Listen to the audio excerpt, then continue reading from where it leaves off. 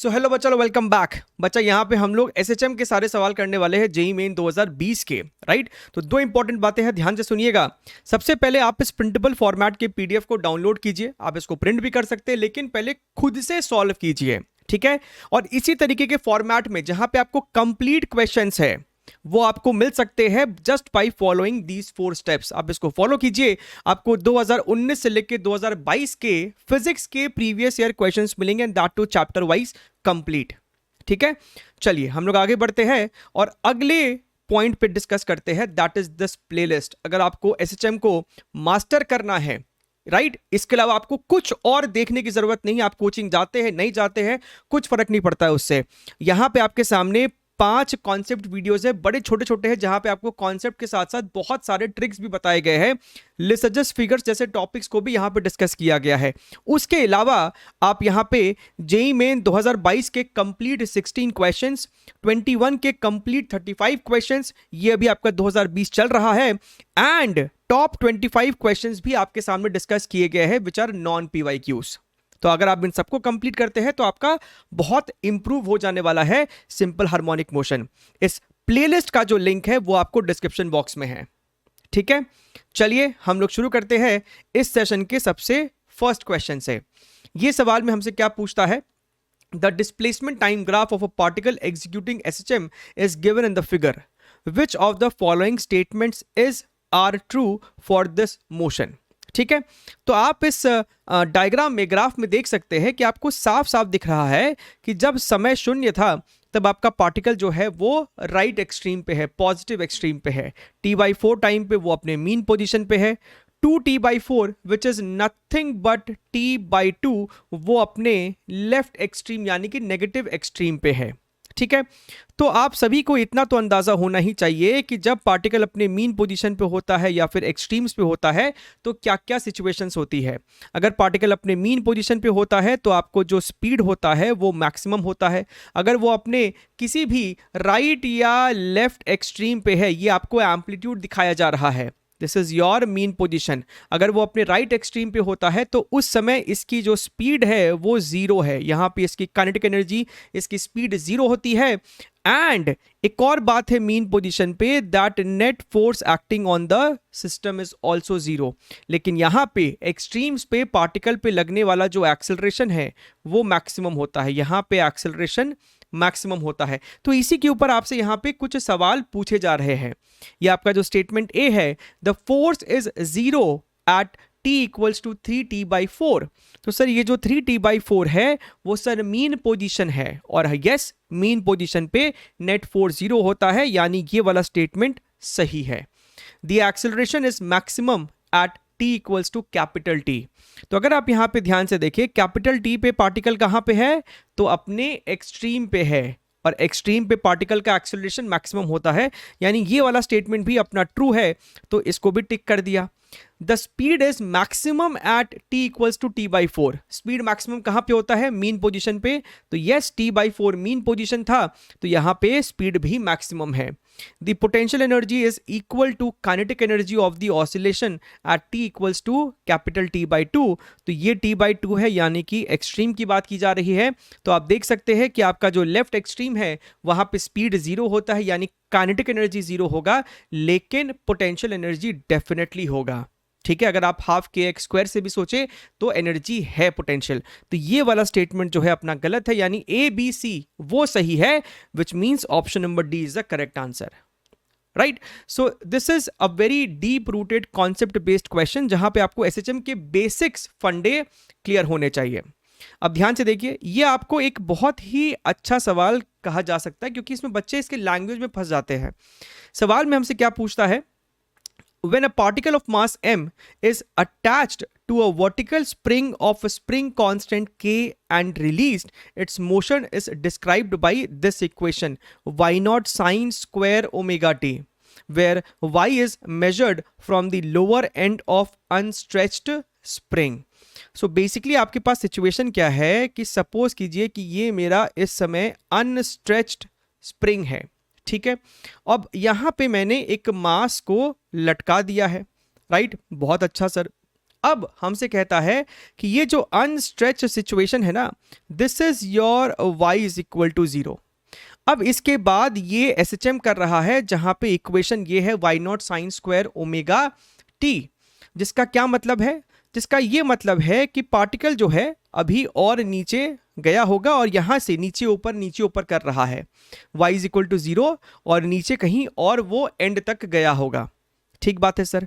तो एक बात तो समझ में आ गया है कि ये जो आपका SHM चल रहा है ना, वहां पे y इज इक्वल टू 0 एक एक्सट्रीम सिचुएशन है, वो उसका लेफ्ट एक्सट्रीम है।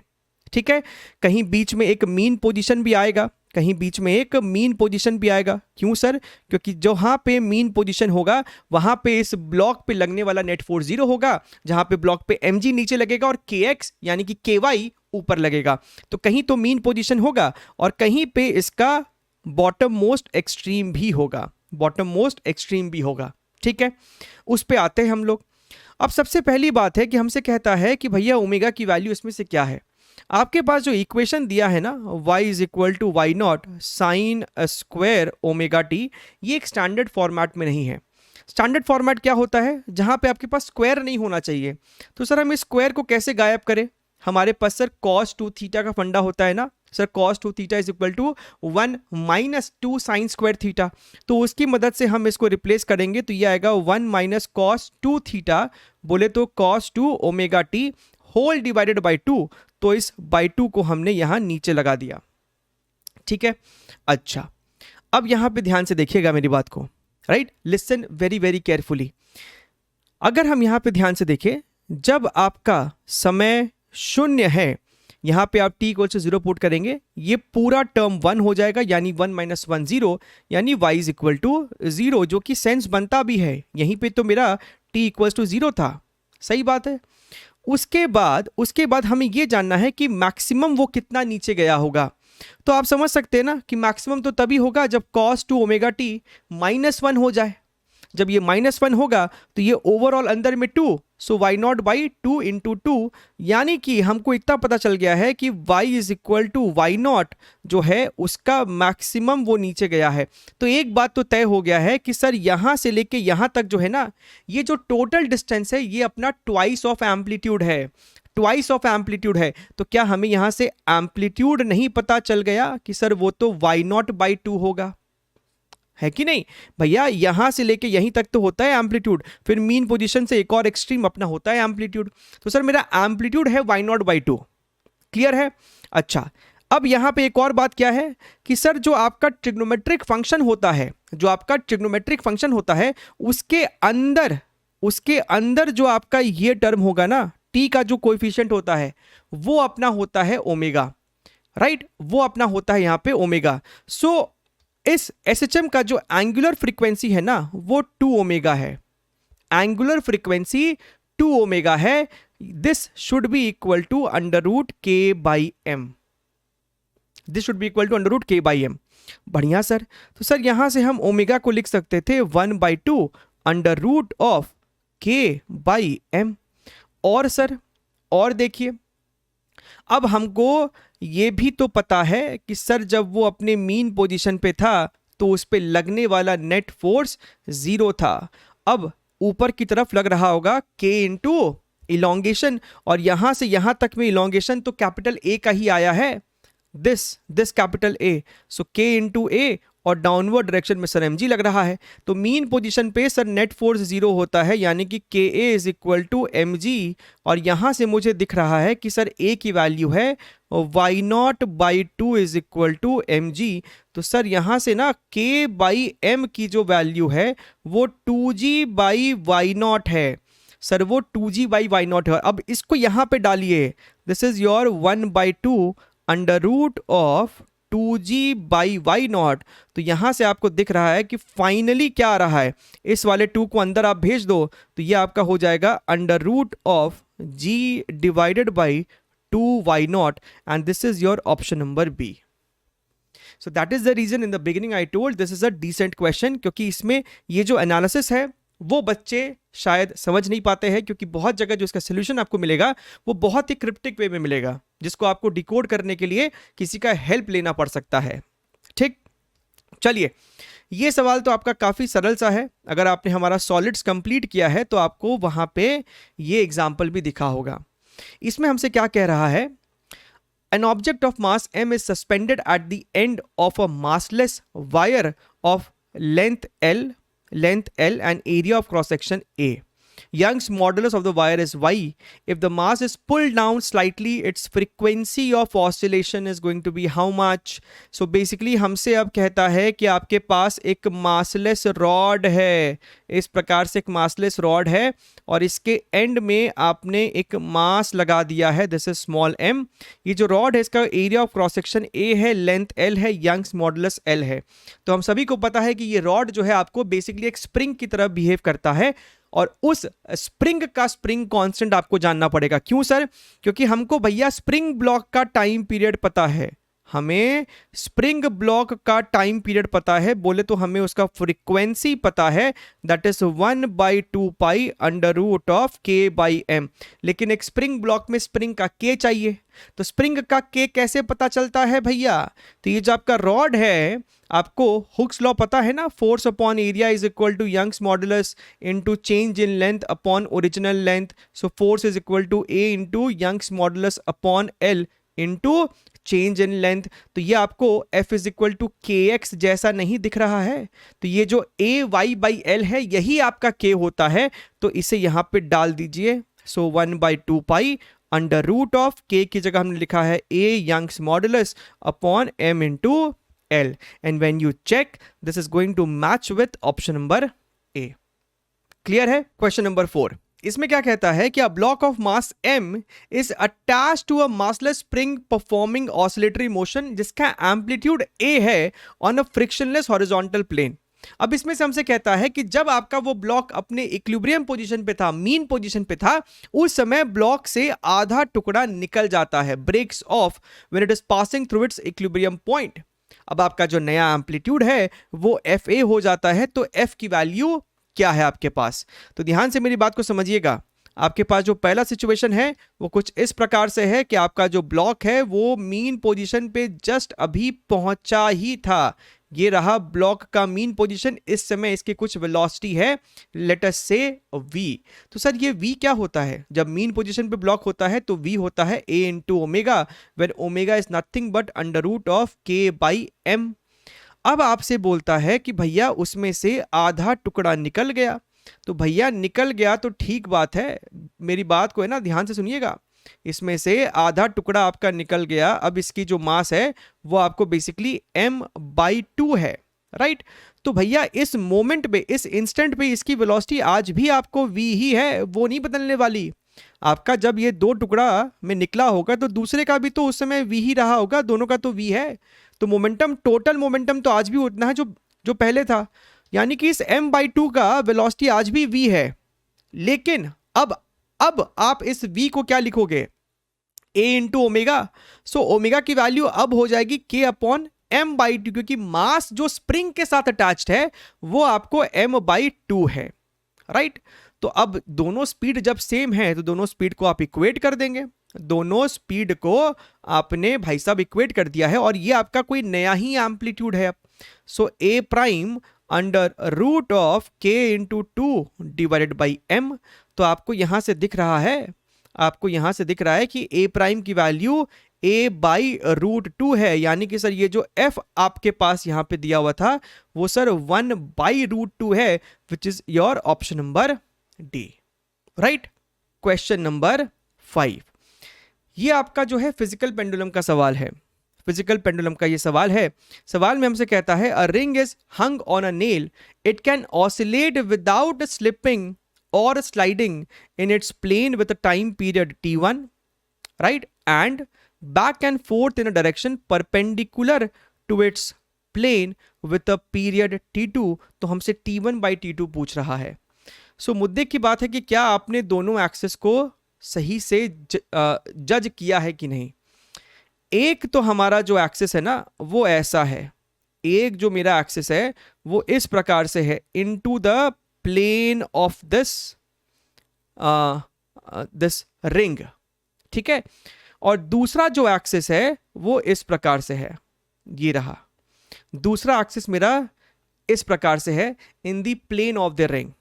ठीक है, जस्ट ट्राई टू इमेजिन, यहां पे वो इस तरीके से ऑसिलेट कर रहा होगा और यहां पे वो इसके अबाउट ऑसिलेट कर रहा है टू एंड फ्रो, राइट। अब हमें क्या पता है सर, हमें पता है कि सर टी जो होता है that is equal to 2 pi under root of I upon M G D. I is the moment of inertia about the axis, mass, ring का mass, gravity, D is what sir, D होता है जो भी इस ring का centre of mass होगा, centre of mass का इस एक्सिस से जो दूरी होता है उसे ही हम यहाँ पे डी कहते हैं इस फॉर्मूले में। तो दोनों ही फोटो के लिए जो डी होगा वो तो सेम होने वाला है। तो सर जब डी की वैल्यू सेम है, सर जब एम की वैल्यू, जी की वैल्यू सेम है, यानी time period is only proportional to under root of moment of inertia. ठीक है, अच्छा अब ध्यान से देखिएगा, हमसे T1 क्या बोला है, विदाउट स्लिपिंग और sliding in its plane with a time period T1। तो पहले के लिए हमको T1 बोल रहा है back and forth in a direction perpendicular to its plane. तो ये वाला जो है वो मेरे लिए T2 है। तो हमको T1 बाई T2 जब निकालना है तो हमको simply I1 by I2 under root solve करना है, ठीक है। So this question now becomes a question of moment of inertia of the topic rotation. तो I1 की बात करेंगे सर, इसके अबाउट हमको I1 चाहिए। तो पहले सेंटर ऑफ मास के अबाउट, इस एक्सिस के अबाउट जो मोमेंट ऑफ इनर्शिया होता है वो होता है mr²। फिर यहाँ पे आप लगाओगे पैरेलल एक्सिस थ्योरम, तो फिर से प्लस mr² करोगे तो ऊपर में आ जाने वाला है 2mr²। यहाँ की बात करेंगे तो पहले आपको इस डायमीटर के अबाउट निकालना होगा which is nothing but mr²/2। अब ये याद होना चाहिए। अब उसमें आप लगा दो फिर से पैरेलल एक्सिस थ्योरम, तो ये आपको हो जाएगा eventually 3mr²/2। So this becomes 2/√3। That is your option number A. Clear है एकदम। चलिए आगे बढ़ते हैं। हालांकि ये जो लास्ट क्वेश्चन है, we have already discuss this question in the chapter moving charges वाले PYQs में। ठीक है, आपको 2020 का जो प्लेलिस्ट का लिंक है ना, वो भी डिस्क्रिप्शन बॉक्स में है। हमने सब कुछ कंप्लीट किया है तो उसमें ये कर रखा है, बट स्टिल जो बच्चे सिर्फ SHM को ही एक बार रिवाइज कर रहे हैं तो उनको ये एक बार फिर से रिवीजन हो जाएगा। इसमें क्या बोलता है कि आपके पास बेसिकली एक स्मॉल सर्कुलर लूप है of conducting wire has a radius a and carries current I. It is placed in a uniform magnetic field B perpendicular to its plane such that when rotated slightly about its diameter, ये बहुत important है because moment of inertia about diameter लिखना होगा, and released it starts performing simple harmonic motion with the period t, the mass of the loop is m, then t equals to how much। तो यहाँ पे आप सभी को पता है कि आपका ये जो बेसिकली क्या है, ये आपका करंट कैरिंग एक रिंग है जो कि अपने डायमीटर के अबाउट ऑसिलेट करने वाला